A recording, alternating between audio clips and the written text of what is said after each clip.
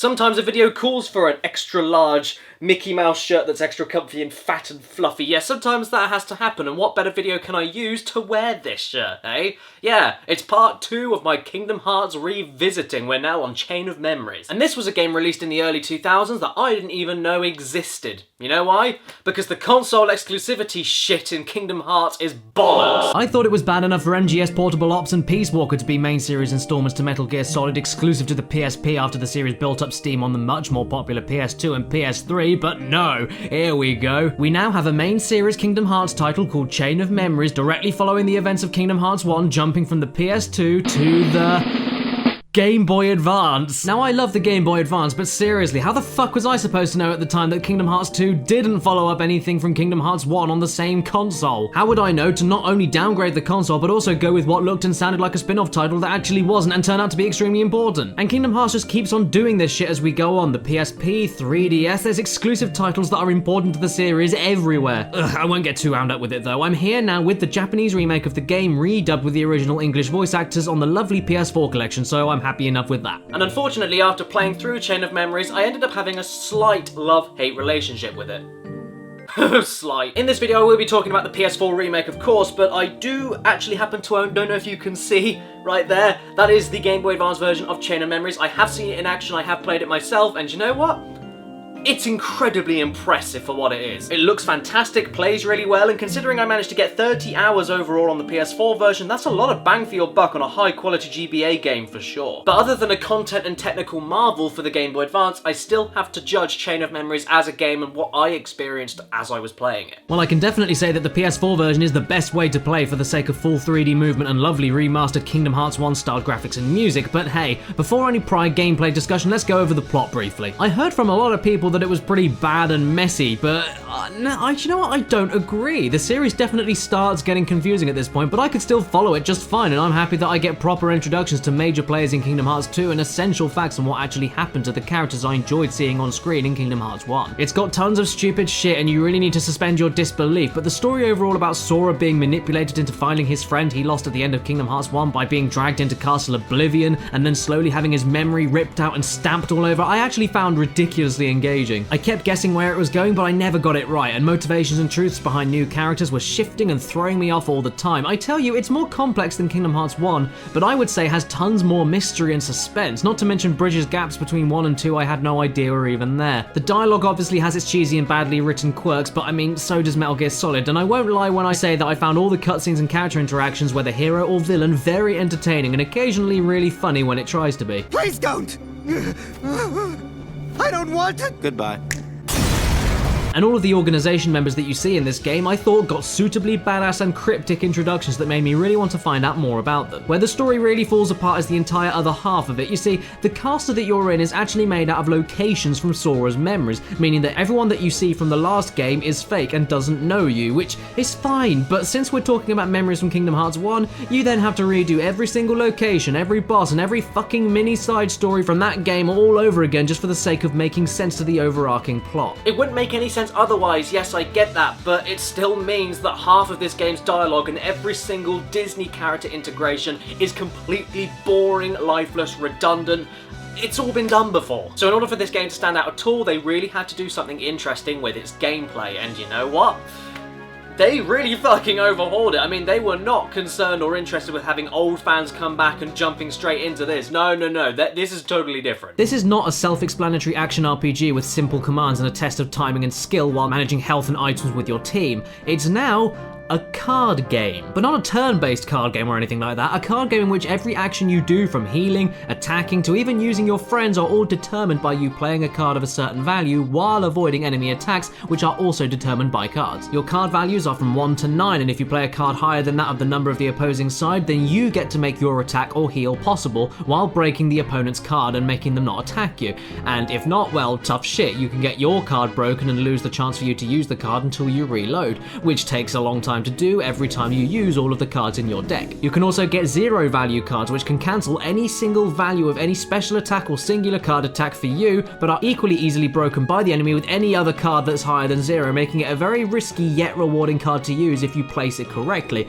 Personally, I just use them to cancel out huge attacks and nothing else. It's kind of funny to see Sora attack a random part of nothing only to see the enemy freak out like they were just slapped, or see Sora safely heal while they also don't know what hit them. That's the really basic idea, and you know, I really loved the idea and thought it was executed well for the most part. As you play the game, you can edit your deck whenever you want to with all the different weapon, item and magic cards that you buy and collect throughout your quest, and it is extremely relaxing and brain tickling to sort out your deck and choose where they appear in an order whenever you hit a battle. This becomes easy if you choose to level into your card power points every time you level up, which is at risk of not upgrading your health, but gives you more space to use particular high strength cards if you want to. This system is really deep and awesome for many reasons, because you don't just need to strategically pick what cards to use for each situation and choose if you want less high cards or more low cards, but also you're now much more open and vulnerable to attacks than with Kingdom Hearts 1 with no way to guard and only dodge. So you need to figure out the best places to be on the battlefield, choose the correct cards to use with the R and L triggers, and then try not to lose your attack or heal if the card isn't strong enough, or even waste the card if you're nowhere near an enemy to hit in the first place. Patience, concentration, and constant surveillance and planning is the key from arranging your deck to using your deck in a battle, and I loved how the game accomplishes this. Even the bottom feeder Heartless that only use low level cards can punish you if you spam and waste all the attack cards as a 3-hit combo whenever you try in vain to play this like the original Kingdom Hearts. Unfortunately, this does mean that there are a few mechanics and things that are never fully explained to you, but really screw you up if you're not looking into it. The premium card system, for instance, fucked me over when I first started playing, and it nearly locked me out of the game forever. Premium cards sound great, right? Well, yes, why wouldn't they sound good? So I got tons when I first started playing the game, and every time I opened a new room in the castle with a world card you also collect, I tried opening premium bonus card rooms that can change the cards in your deck into premium cards after every successful battle, and all my cure cards I changed into premium cards to see what happened afterwards. I thought there'd be more power to them, or they'd heal you more, or attack more if I did it with an attack card, you know, that kind of thing. And what did the premium cards end up doing? Well, they vanish from your hand whenever you use them or lose them once in every battle that you're in until you have the correct item card to restore them. You can't reload these cards. You don't lose them forever, but you lose them for the rest of that battle. So what happened was I got myself stuck near the start of the game with no chances to heal, leading to tons of deaths on my part. And if it weren't for the fact that I luckily had one shop card at the correct value that I could open another door in the world, and I figured out that you could reopen and change any room that you went to before, and I was lucky enough to have the exact amount of money I needed to buy a random card pack with the exact cards I needed to reload premium cards and just get more standard reloadable cards alone, I would have had to restart the entire game. Yes, I know it's my fault for not researching into these things, I guess, but at the same time, why call it premium when there's clearly a massive detriment to using them and screwing over players that just want to play the game? Okay, to be fair, I am making this sound a little bit more difficult than it actually is. Yeah, I mean, it is deep, and it can often be bullshit for people just starting out with the game, but once you get the hang of it, the game actually starts explaining itself really well and experimenting on what cards you can use at particular situations and figuring out which ones you can best use to suit your trigger fingers and everything. It becomes a really gratifying ride. Special attacks are left to what the game calls sleight, in which all of the multitasking you needed to do before is now thrown in with mixing and matching correct picture cards and doing basic maths all as fast as the enemy can attack you. It's another great idea that's much more than just having the correct magic amount and hitting one button. Now you have to go through a command list, remember the best card combinations for the special attacks, think about what sleight attacks are best with certain enemies and bosses, have the correct cards, decide if they're worth using up your limited card power numbers for your deck, and if they're indeed worth sacrificing the first card of the sleight that you activate until the battle is over. It's another extremely risk over reward thing, but again another great mechanic that requires tons of brain power and speed to accomplish, and if you have enough space in your deck for a super item card that reloads all the cards you lost to a sleight activation, then have it away with repeated uses of your favourite and most useful magic, heals and attacks. Not to mention the Disney friend companion cards that appear at random add a lovely bit of spice to the basic attacks and sleights, and the defeated boss cards that take up a lot of space in your deck but give you long time battle benefits from no card breaks to higher card values and faster attacks makes the puzzle of deck arranging even more interesting. So yes, for a gameplay style that could go horrifically wrong for the technical second game in the series, I thought it was pretty awesome stuff, and it's totally worth playing the game alone just to see Sora's dumbass expression when he beats a boss, or when Oogie Boogie fucking rugby tackles Sally like kaboom, bitch! The game though, as cool as it is to actually play, I have to agree with Some Call Me Johnny on this, is extremely easy to break. I mean, you can cheese through this game pretty much unlike any other video game I've played before in my life, and to be fair, it's not easy to cheese it at the beginning. It did take me a good 10 plus hours to get to the point of actually cheesing it. So, you know, I think you could look at it as a reward for players that are wanting to spend the extra time learning the ins and outs and all that kind of stuff, because I was really invested with the system and I wanted to learn more about it. So that's how I got to the point of cheesing it, because I learned every single aspect of it pretty spot on. So it's a nice reward, I guess.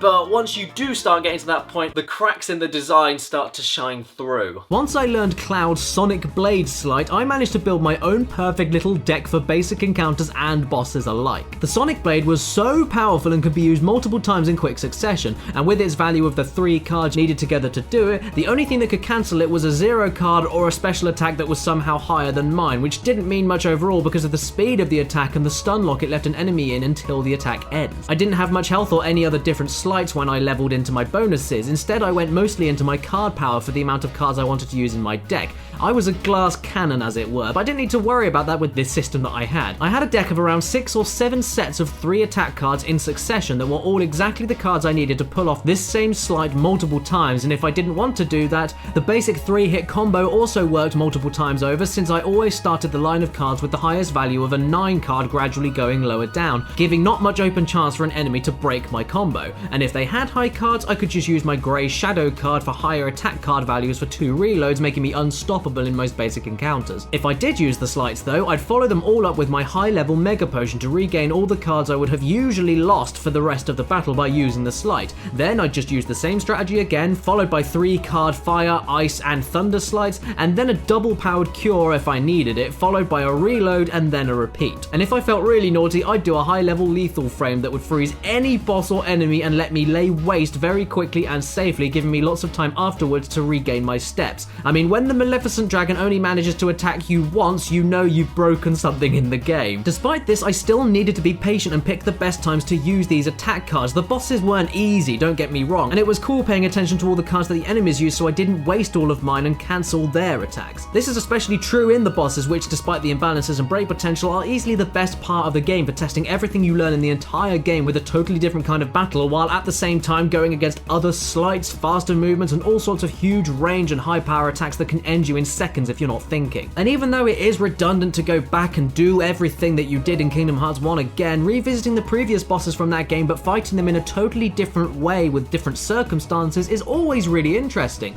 And even the final battle has attacks where you need to break a long string of his cards in order to escape, which is great. So if you do want to get any semblance of challenge in this game, you do need to handicap yourself a little bit. That's basically what I'm trying to say, which I had done a few times in the playthrough because otherwise it did get a little bit boring. And the game doesn't just have its moments of imbalances and being too generous with you if you master the mechanics. It also has its own problems in the level design and the exploration. So I've said a few times that you revisit everything from Kingdom Hearts 1 and repeat the same stale stories all over again. Well, it's not just the same with the plot, it oozes into the gameplay too. When you're not fighting, you're exploring, and it's honestly complete shite. It's very cool how you can choose what kind of room to open in every single part of the castle, but when every single room is built identically in stale locations with nothing going on other than occasional things to hit and all the encounter triggers, it gets boring as fuck looking around in every single world. I know this was made for the Game Boy Advance and you do have to keep that in mind, but it is still what it is, and it makes things like getting the glide power up later on just fucking... well, why? It's sad. There's no reason for this to be here. There's minimal platforming and nothing but restrictive isometric Game Boy Advance designs made into 3D, and it's the same absolutely everywhere in any world. And not only is the exploration repetitive, but also the battles. I played this game for around 30 hours in total, and I was fine for the first 22 or so, but in those last few hours I was wanting to rush to the end and get it over with. It overstays its welcome by a lot when you fight the same kinds of enemies in the exact same square space, in the exact same isometric explorative layouts. Yeah, I skipped the entire final floor of this castle and just went straight to the final boss because I didn't want to do it anymore, especially with my overpowering. It was just a little bit sad, and if it weren't for the very challenging bosses waiting for me at the end, I don't know if I would have carried on until the end. Sora, however, is not the only character that gets a campaign in this game. Riku, his best friend, also gets a campaign, and you get to see what happened to him after he gave in too much to the darkness in the original game. And after you beat Sora's campaign, Riku's campaign is a lot shorter filler and more of a bonus kind of thing, and it does change enough to be worth the look for post-game content. The main issue with Riku's story is that I had already played around 24 hours of Sora's story, and I know that's not the most for RPG standards, but for this game it is. So when Riku's formula for level design and encounter structure didn't change despite the cool battle additions, I simply just had to stop and watch the rest of the cutscenes online. It was exhausting for me after a while. But that doesn't mean this bit is bad, or the game as a whole is bad. Yet again, I was just knackered after Sora, so maybe I'll finish off Riku's story in my own time, but for now, I did quite a few worlds and bosses and got the general idea, so let's go through that quickly. Riku's story is solely concerned of making you see his struggles dealing with the questionable decisions he made in the original game, and it added a lot of depth to his character that wasn't present in the teenage drama bullshit of Kingdom Hearts 1. It's good shit, especially with Mickey being a prominent character this time, and the gameplay is different enough to be worth a look. The card-based gameplay with values against values is the same, but you don't get to add to or edit Riku's deck. You're stuck with what you have, and you can't use magic or healing, so it's much more built around survival until you can find the next health pool by destroying things in the explorative stages. But in return for these ability removals, you get some awesome shit to work with. Riku can reload his deck as many times as he wants to, as quick as he wants to, and dodge like crazy, for instance. If you break enemy cards quickly and in succession, you'll fill up your Dark meter, and once activated after a criteria of breakpoints is met, you can transform into Dark Riku to use the same attack cards you have but with devastating power, and also use all of the mathematical sleights at your leisure. If an enemy plays a numbered card that you also have the same value of, you can choose to use it against them and go into a duel mode where you need to break every other card that the enemy throws at you for a huge area power attack. And I'm sure that you can imagine when mixing all of this stuff in with the bosses this time, I actually had to play the game as carefully and craftily as possible with lots of singular card uses in order to quickly enter dark mode, and even then spamming does not work and the lack of healing makes the fights intense a lot of the time. Don't forget, if you're stuck with low level cards, the bosses don't usually have low level cards, so you gotta think about what you're doing. Interestingly, for how much shorter Riku's campaign is and how much faster you level up, I think this should have been available from the start to give you the perfect amount of time to enjoy this new style of gameplay if you were curious to try it out, fill the gaps of one character, and then make you decide to check out the rest of Sora's stuff in cutscenes or keep on going for another 20 plus hours if you like the gameplay of Riku enough. It's a little bit backwards. So to conclude, well, I may not have thought the game was that great overall, but I did really enjoy playing it for its uniquely satisfying gameplay, brain-teasing and clever mechanics, and of course the hugely important plot lines that bridge between Kingdom Hearts 1 and 2. I'm already